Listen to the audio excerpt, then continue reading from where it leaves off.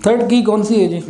یہ جناب ماسٹر کی ہے، یہ ہے انفاق فی سبیل اللہ، اللہ کے راستے میں مال خرچ کرنا۔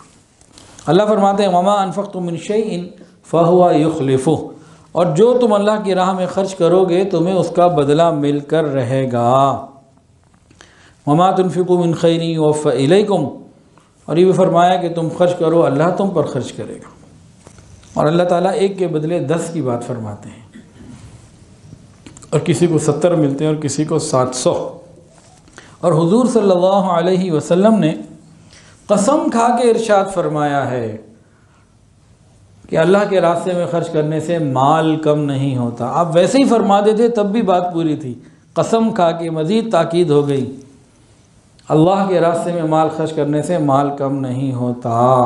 ایک مرتبہ رابعہ بصریہ کے ہاں مہمان آ گئے، مہمان کئی تھے، روٹی ایک ہی تھی۔ مہمانوں کو پتہ لگا ہوگا، انہوں نے سوچا ہوگا چلو دو دو والے ہی صحیح ہے، کچھ تو ملے گا۔ اتنے میں کوئی گھر میں دروازے پہ سائل آ گیا، وہ ایک روٹی اسی کو دے دی۔ تھوڑی دیر کے بعد پھر ایک اور دروازہ کسی نے نوک کیا، کوئی اور آیا، دروازہ نوک کیا، کسی نے روٹیاں بھیجی تھیں ان کو، وہ روٹیاں لے کے اندر آ گئی۔ اللہ کی نیک بندی رابعہ بصریہ پوچھا کتنی ہیں؟ کہا 9 ہیں۔ کہا میری نہیں ہے، واپس دے دو۔ بھئی آپ کے لیے آئی ہیں، بھئی میری نہیں ہے یہ، بھئی آپ کی کیسے نہیں ہے؟ کہ بھئی میں نے اللہ کے راستے میں ایک دی تھی، اللہ کا وعدہ تو 10 کا، یہ 9 آئی ہیں تو میری تو نہ ہوئی نا۔ اس نے ہاتھ جوڑیں گے، یہ ایک میں نے پہلے سائڈ پہ رکھ لی تھی، آئی 10 ہی ہیں۔ تم اللہ کے راستے میں خرچ کریں، جب تنگی ہو نا اس نسخے کو آزمائیں۔ میں نے خود الحمدللہ یہ آزمایا۔ جس گھر میں آپ بیٹھے ہوئے ہیں یہ تقریباً 2010 میں خریدا تھا، اور اس زمانے جو ہم گھر تلاش کر رہے تھے تو جتنی گنجائش تھی اس میں ہمیں چھوٹے گھر مل رہے تھے، تو یہ نہیں ملتا تھا اتنا بڑا 2 کنال کا۔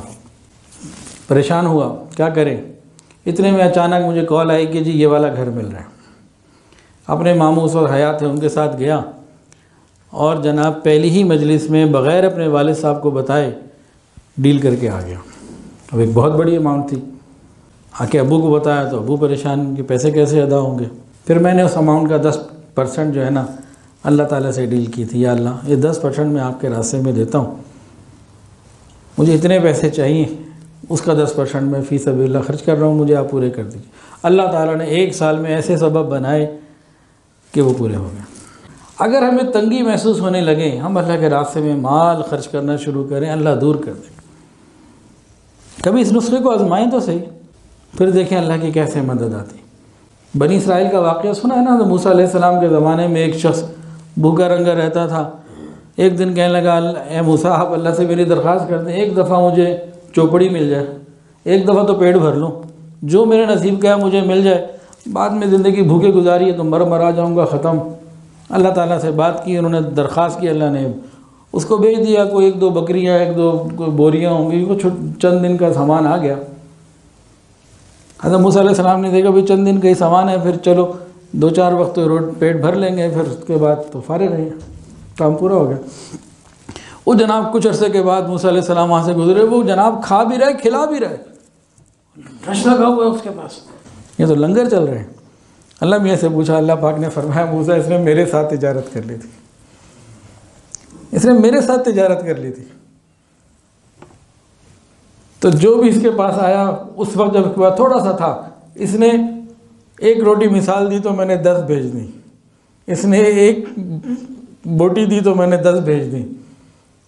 میرے ساتھ جو تجارت کرے گا وہ نقصان میں جا ہی نہیں سکتا، تو کرے نا اللہ کے ساتھ کوئی ڈیل، پھر دیکھیں اللہ کیسی رحمت فرماتے ہیں۔ حبیب اجمی رحمۃ اللہ علیہ ایک اللہ والے تھے، تو ایک مرتبہ گھر میں بیوی نے نا آٹا گوندا اور روٹی پکانے کے لیے تیاری کر لی، آگ میں ڈالنے کے لیے لکڑیاں نہیں تھیں، اس نے کہا ذرا آٹے کا خیال رکھو، شوہر کو کہا میں ذرا لکڑیاں لے کر آتی ہوں۔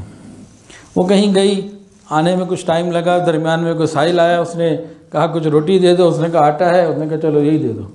اب وہ جناب آٹا لیا اور گیا۔ اب بیگم آئی، بیوی آئی لکڑیاں لے کے، اس نے کہا آٹا کدھر ہے؟